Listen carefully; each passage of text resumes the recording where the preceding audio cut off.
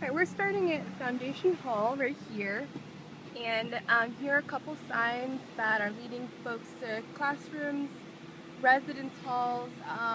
Now on the Instructional Resources Center. It's supposed to be like an S at the end of resource. In the past we called it Instructional Resource Center, but we changed the name. One thing to be careful of here is like Newman's is to the left, kind of a straight shot, but you can only get it's only a straight shot if you're walking. If you're driving, you actually have a different route you need to take to get to Newman's, especially as this is like do not enter.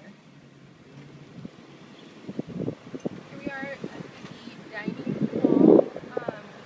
Also, I put a sign over here by the fitness center. I ended up taking it down because I needed to use the actual like board and stake for Independence Day celebration directional signage, but typically there would be one there. For the dining hall as well, one thing we did during Collective Impact is we put down about 3 stakes for bus loading during week 1. We didn't actually put this sign on because Mississippi Corps has its orientation here, or induction here, and they also use buses, and we didn't want it to be confusing for them. So it's whichever team is handling buses will be responsible for actually like putting the signs on the stakes. Here's another set of signs on this corner leading people to residence halls, classrooms, and also when you have a sign that says classrooms, make sure you actually list out all the classroom names underneath them, and that you've talked to your DIO about like what specific classrooms and buildings will be used this year. This year Gibson Gun, like I had not been aware it was going to be used, and so I had to go back and like redo all the classroom signs to include the name Gibson Gun.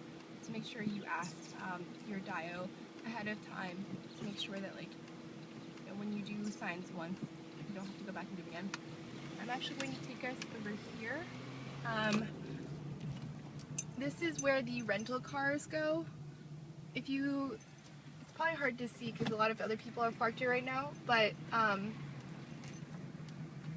right over here, reserved Lakeside, our team, the II team during Collective Impact, we put down the stakes for these signs, and then the compliance and risk team, which has rental cars, actually like laminated and put the tape on the John signs, and then put the signs on the stakes themselves. This is something whatever division of labor you all decide to go with, like you'll want to decide on that ahead of time before setup weeks. So everyone's like, no, I'm done the roles, and so that the signs are made well in advance of rental car pickup. So we're continuing to drive behind the dining hall, and there are other signs here that you'll want to pay close attention to. So this entire section of parking lot,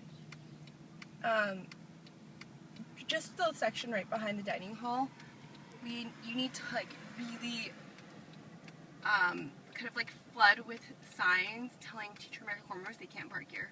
That sign right there says Delta State employee parking only.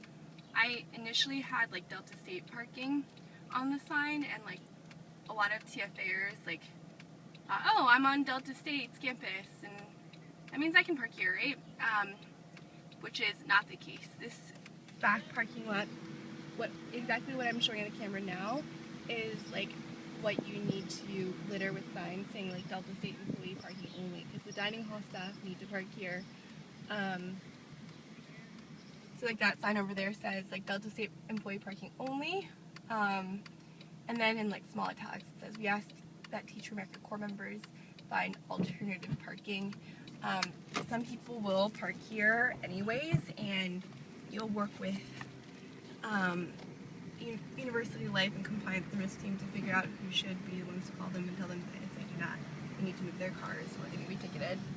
So you'll see some more signs here as well, letting people know about putting where they can. The parking way back there by Newman's, that's a different case. Corps members can't park there. It's just this stretch right here that we're on that people hat park gown.